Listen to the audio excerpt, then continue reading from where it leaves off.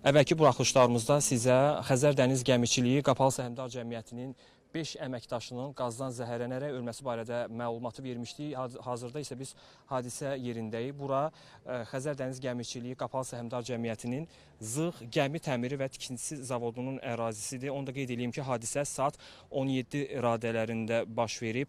61 saylı üzən tərsanədə təmir işləri apararkən zavodun 5 əməkdaşı qazdan zəhərlənib. Bu barədə az öncə, daha doğrusu saat 18 radələrində təqribən Xəzər Dəniz Gəmiçiliyi məlumat yaydı.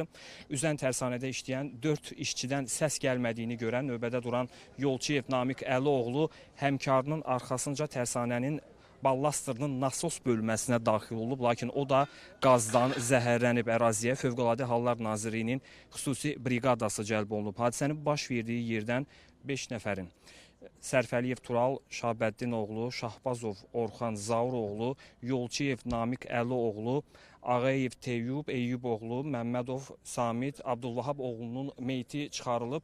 Qeyd edək ki, hadisənin baş vermə səbəbləri hazırda araşdırılır. Hadisə ilə bağlı Baş Prokurorluq da məlumat yayıb. Baş Prokurorluğun mətbuat xidmətinə daxil olmuş son məlumatı nəzərinizə çatdırıram. Hazırda faktla bağlı Baş Prokurorluğun Kriminalistika və İnformasiya Texnologiyaları İdarəsində araşdırma aparılır. Hazırda Baş Prokurorluq əməkdaşları tərəfindən Fövqəladə Hallar Nazirliyinin xüsusi riskli xilasetmə xidmətinin əməkdaşlarının iştirakı ilə hadisə yeri hazırda müayinə olunur. Eləcə də digər zəruri prosessual hərəkətlər icra olunur. Onu da qeyd edeyim ki, hadisə yerinə təcili tibbi yardım briqadaları cəlb edilib. Əraziyə 9 təcili tibbi yardım briqadası cəlb olunub. Hadisə nəticəsində 5 nəfər qeyd etdi ki, qazdan zəhərlənərək ölüb.